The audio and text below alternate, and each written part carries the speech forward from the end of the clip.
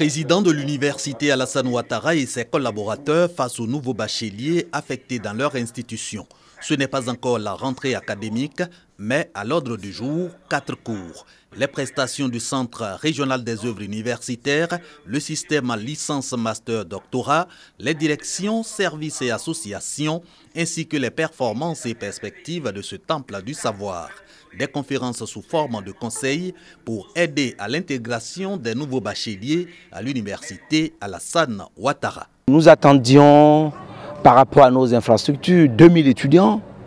On en reçoit 3200.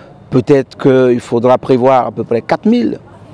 Mais vous savez, il y a des projets d'extension des universités. En attendant, l'État met à notre disposition des moyens financiers pour pouvoir prendre en location des salles. Ces conférences conseillent dans le cadre de la journée d'accueil et d'information de l'université Alassane Ouattara, une deuxième édition saluée par les nouveaux étudiants. À travers les différentes informations que j'ai reçues, je sais maintenant qu'est-ce qu'il faut faire, comment m'adapter et apprendre. Au moins 3250, le nombre de bacheliers qui intègrent cette année académique l'université Alassane Ouattara.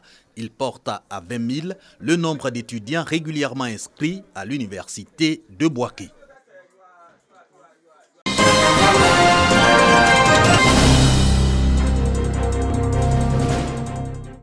Le nouveau directeur régional de l'éducation nationale, de l'enseignement technique et de la formation professionnelle du Poro en visite de terrain. Durant 4 jours, Kofi Kobena Yacinthe et ses collaborateurs sont allés dans les 8 sous-préfectures qui composent les départements Mbengue et Sinimantiali. Partout, l'objectif était le même, constater le fonctionnement de l'école dans les villes et villages. Il s'est agi également de rappeler la vision du gouvernement en ce qui concerne la question de l'école obligatoire et plus particulièrement la scolarisation de la jeune fille. Tous ces enfants-là croient en vous. Toutes ces populations croient également en vous. Ils croient en nous. Ils nous confient leurs enfants. Nous devons faire d'eux des citoyens de demain. Mais comment? Mais en étant nous-mêmes des modèles sérieux. Cette prise de contact a permis aux premiers responsables de l'éducation nationale de la région d'impliquer les acteurs de l'école dans la lutte contre les grossesses en milieu scolaire. Occasion pour lui de constater également les conditions de travail de ses collaborateurs. Une initiative qui s'inscrit dans la bonne marche de l'école dans la région du Poro.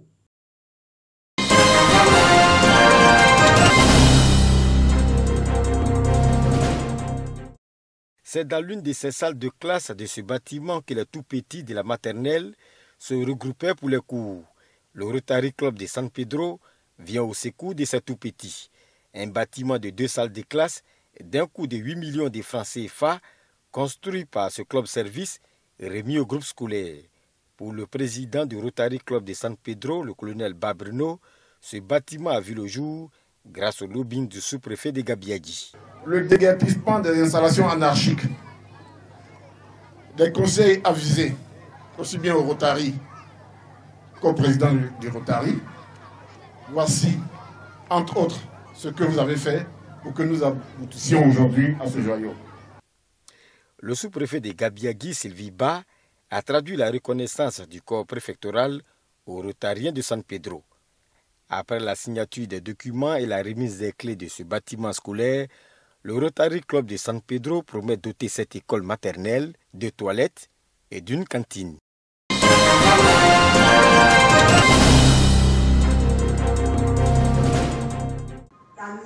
La célébration de la 31e journée de lutte contre le VIH-Sida a été marquée à Daloa par un défilé d'associations et d'ONG locales de lutte contre cette maladie.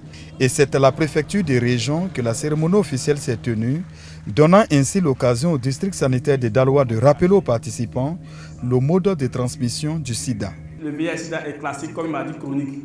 Et quand on dit maladie chronique, c'est une maladie, on ne guérit pas. La transmission se fait à 3 niveaux. Première voie sexuelle, deuxième voie sanguine et troisième voie verticale, transmission de mère à l'enfant. Au cours de cette grande mobilisation contre le VIH-Sida, une conférence a été animée par le district sanitaire et ses partenaires. Des actions d'information, de prévention et de sensibilisation ont été conduites. Lorsqu'on fait une rencontre, on se dit, bon, les 2 premiers jours, on va prendre le préservatif et après, on oublie.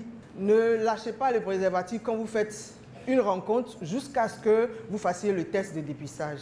Les jeunes présents ont donc reçu des sages conseils afin d'éviter cette maladie. Je pense que pour les adolescents que nous sommes aujourd'hui, nous devons nous abstenir. Mais si nous voulons avoir des rapports sexuels, nous pouvons utiliser les préservatifs. J'ai vraiment reçu beaucoup de conseils afin d'éviter le VIH/SIDA ainsi que les maladies sexuellement transmissibles. Les populations ont été invitées à une prise de conscience et à un changement de mentalité. Aux jeunes, il a été demandé de se faire dépister afin de connaître leur statut sérologique.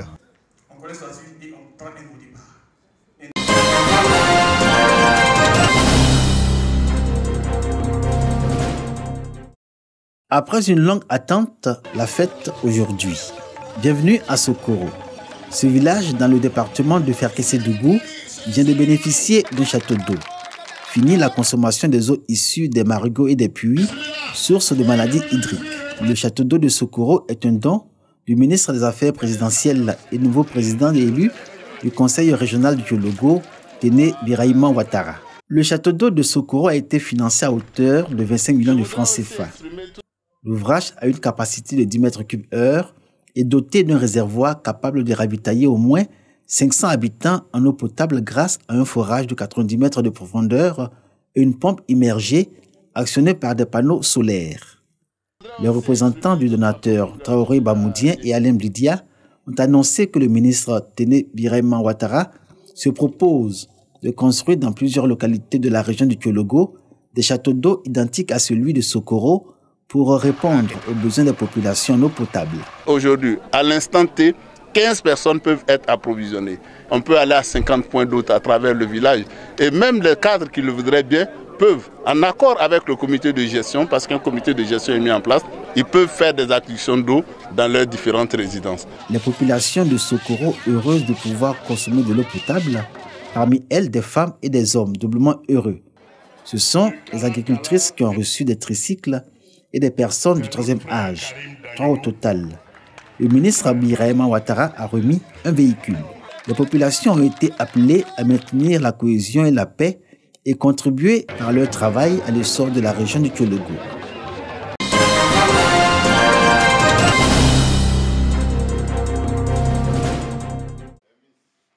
Elles étaient au total 10 candidates à prétendre à la couronne de Miss Tourisme en 2018 à Yamoussoukro. Une activité culturelle qui est à sa première édition et qui est à mettre à l'actif du Club des Amis du Tourisme de la région du Bélier avec à sa tête Constant Yoa Atungbri.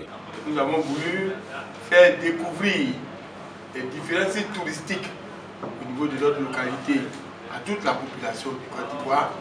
Et pour le faire, nous avons décidé de passer à une arme secrète qui est la femme. Donc, à travers les Miss, nous allons vulgariser et faire la promotion du tourisme local. 10 candidates convoitaient la couronne de Miss Tourisme Yamoussoukro.